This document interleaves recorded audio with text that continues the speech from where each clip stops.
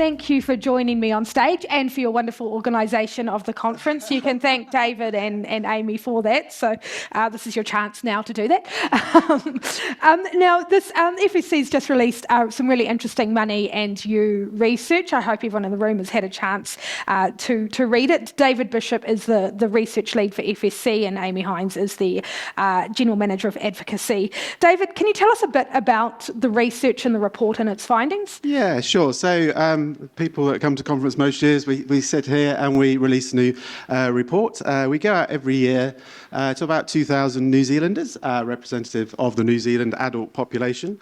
This year, no exception. We came out with our Financial Resilience Index back in March. And this research we're launching today is around the financial lives of younger New Zealanders. And, you know, what we're seeing here is within this group, there's a whole bunch of concerns still, largely around things like the cost of living, which is really, really interesting. But we also researched on some of the products that our members produce. KiwiSaver, life insurance, health insurance as well. So really interested, but very much focused on this 18 to 25-year-old market. Partly in collaboration with our consumer committee, who actually found through their research that this particular group, the group are just starting work, really aren't getting that much education within financial education. They're the group. If you look at schools, there's quite a lot going to schools through Banker and some of those activities, but within this 18 to 25-year-old group, there seems to be a bit of a lack of education. What does the research suggest then in terms of industry support for that 18 to 25-year-old group? What's needed? So interestingly, as we've heard a lot about, KiwiSaver is ubiquitous. 96% of this group are in KiwiSaver. So we know that's the gateway to financial education. It's really, really working. When we turn into looking at health insurance, it's about sort of 37% of this age group, 18 to 25-year-olds. But interestingly, it's the same proportion as we look through the working demographics. So it's probably likely that these health insurance are coming through their parents and that sort of space.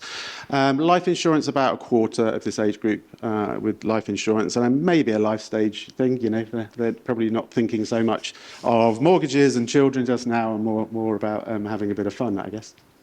And congrats, Amy, on your new role. The FSC is very lucky to have you. But from your perspective, how does the research that support FSC's work and driving change?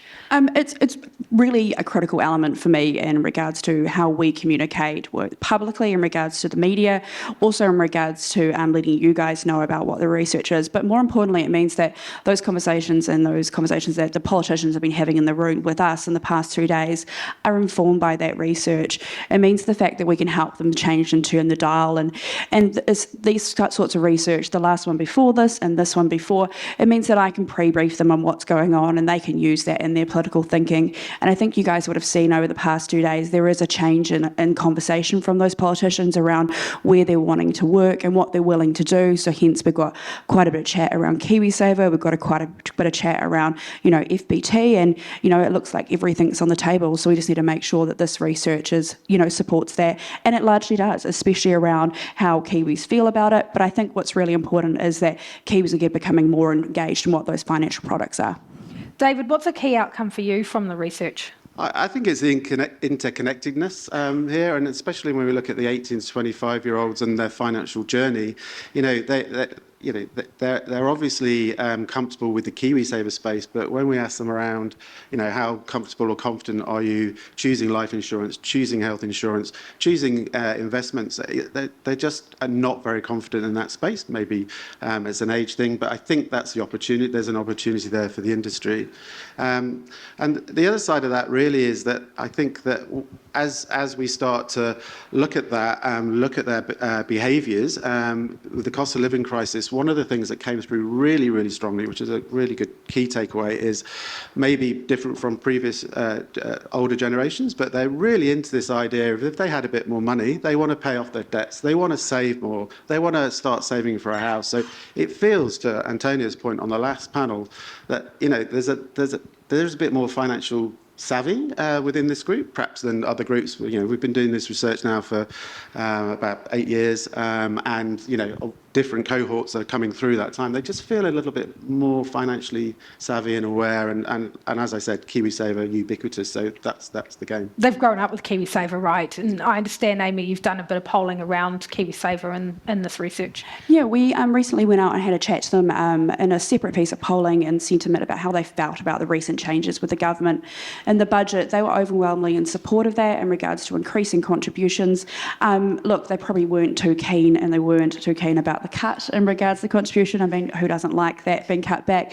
But I think fundamentally, more importantly, they really did resonate with the fact that there should be only two pathways for early withdrawals, and that's in financial hardship or to buy a home. They're not happy with anything being tinking around the edges. So I think that's a really important conversation to have, and does build into, our opportunity here around, a great financial backgrounds they have, that they're now leaning into what's going on. They know about their KiwiSaver scheme. So how do we as a sector make sure that we're looking at the future for KiwiSaver, which is why we've called for, a national strategy. It has to be bipartisan, and it's quite clear from some of the politicians that we look to be going that way, and hopefully we can. Seems to be going that way, but there'll always be caveats, right?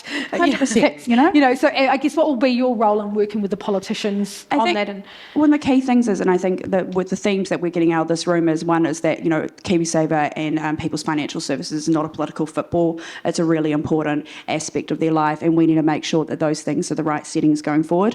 I think we need to make sure that they're understanding the potential, because it's not just about actually growing someone else's retirement savings.